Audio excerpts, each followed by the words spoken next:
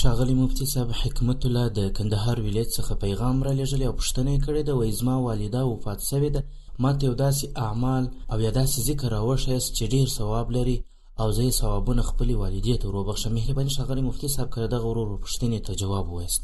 حامدا و مسلیا اما بعد. د محترم حکمت الله ورور د پوښتنې په جواب کې علماء کرام فرمایي چې د ایصال ثواب لپاره کومه خاصه طریقه متعینه نه ده، بلکې هر عبادت، هغه تلاوت وي او که نفلي روژه وي او که لمونځ وي، هر یو که زړه غواړي هغه د هغه ثواب وربخښلی سي.